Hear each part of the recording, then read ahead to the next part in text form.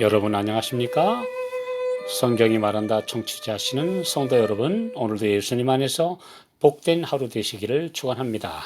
오늘 계시록 연구는 버가모 교회에 보내신 편지 세 번째 시간으로 발람의 교훈이라는 주제입니다. 계시록 2장 14절, 그러나 네게 두어 가지 책망할 것이 있나니 거기 네게 발람의 교훈을 지키는 자들이 있도다. 발람이 발락을 가르쳐 이스라엘 앞에 올무를 놓아 우상의 제물을 먹게 하였고 또 행음하게 하였느니라. 민수기 22장 24절에 보면 가나안을 향해 가는 이스라엘 자손이 모압 나라의 변방에 이르렀을 때 모압 왕 발락은 자기들보다 더 강대한 아모리 족속들이 이스라엘 앞에 패하여 정복당한 것을 보고 두려워 떨었습니다.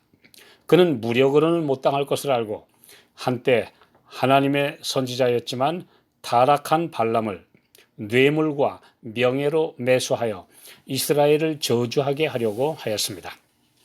발람이 발락 왕의 사신들을 따라가는 길에 하나님께서 천사를 보내셔서 막으신 일, 매 맞던 나귀가 사람의 말로 항해한 기적의 이야기는 성경에서 유명한 성경 동화입니다.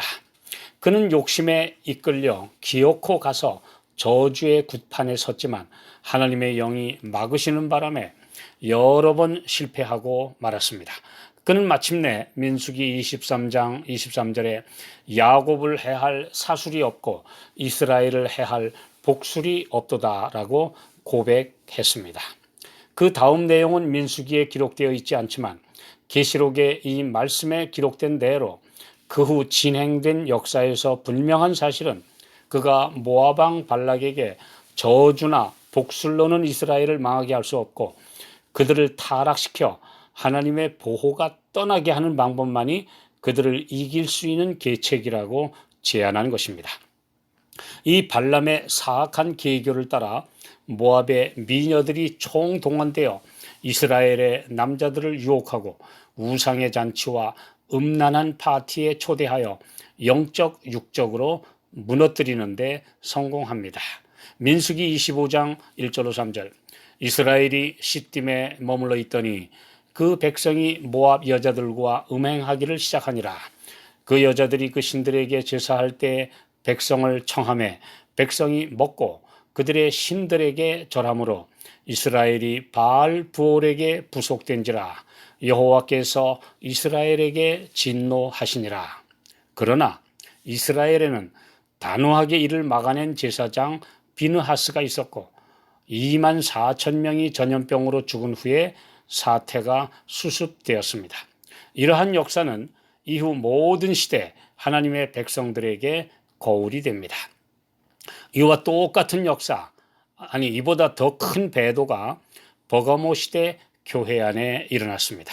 서머나 시대까지 사탄은 혹독한 핍박으로 교회를 멸절하려고 했지만 순교자의 신앙을 꺾을 수 없었고 순교자들의 최후 모습은 다른 이들에게 큰 감명을 끼쳐 새 신자를 얻게 하는 신앙의 씨앗이 되었습니다. 환난과 핍박은 교회를 순결하게 만들었습니다. 이에 버가모 시대에 이르러서 사탄은 작전을 바꾼 것이죠. 그래서 유화 정책을 사용하게 되는 것입니다. 콘스탄틴 황제에 의해 313년 밀란 칙령으로 종교 자유를 주었고 이후 엄청난 특혜를 주므로 교회는 사람들로 넘쳐나게 되고 드디어 기독교는 392년 로마의 국교가 되기에 이르렀습니다. 그리스도교회는 이제 번영이라는 미끼에 걸려들어 세속화되어 버렸고 변질된 종교가 되어 카톨릭 교회로 탈바꿈해 버린 것입니다.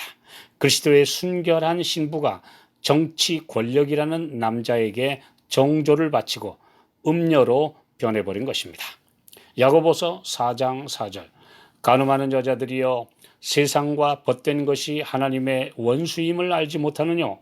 그런즉 누구든지 세상과 벗이 되고자 하는 자는 스스로 하나님과 원수되게 하는 것이니라.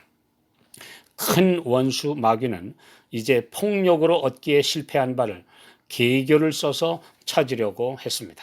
박해는 그치고 그 대신에 번영과 세속적인 명예가 교회의 올무가 된 것이며 그 지도자들은 이를 덥석 물기에 이른 것입니다. 믿음도 없고 회개하지 않은 신자들이 교회를 점령하였고 이들 대부분은 태양신 숭배자들로 그리스도교 신앙의 일부분만 받아들이는 한편 신앙의 가장 본질적인 것은 거절하고 대신에 그들의 사상과 신조들로 대신하게 만들었습니다. 이제 진짜 두려운 위험이 교회 앞에 놓인 것입니다.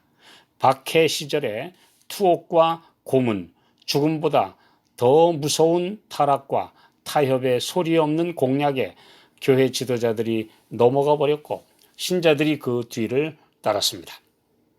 로마의 콘스탄틴 황제는 과연 그리스도교 신앙으로 개종한 것일까요? 기록에 의하면 그가 정적인 막센티우스와의 결전을 앞두고 공중에 광채나는 십자가를 보았고 꿈에 그리스도의 음성이 십자가 깃발로 승리하라고 지시한 대로 따라 승리하여 로마의 통합 황제가 되었다고 합니다. 그러나 그가 기독교에 베푼 선심 정책은 정치적인 결정이었습니다. 그리고 정략에 의한 것이었습니다. 그는 포악하여 많은 사람들과 아들까지 그리고 황후까지 죽인 황제입니다. 그는 정치적 이해관계에 따라 수많은 정적을 가차없이 죽인 악랄한 성품을 일생 지니고 살았습니다. 기독교를 공인하고 후대하는 것이 그가 하나님을 믿었기 때문이 아니라 나라의 안정을 가져다 주고 자신의 권력을 유지하는 데 필요하기에 그렇게 한 것입니다. 그는 평생 침례를 미루다가 임종전에 받았습니다. 그렇게 함으로 지옥에 가지 않을 거라고 생각했기 때문입니다. 그는 무늬만 기독교인이었습니다. 오늘도 그런 기독교인들이 얼마나 많이 있습니까? 신앙의 자유가 있고 교회가 번영한 오늘날 이 나라에 타락과 변질된 교회들의 모습이 바로 버거목 교회를 닮지 않았습니까? 우리는 명목상 신자들인가? 아니면 안디바 같은 진실한 성도인가? 자신을 깊이 성찰하도록 주님께서 우리에게 편지를 주신 것입니다.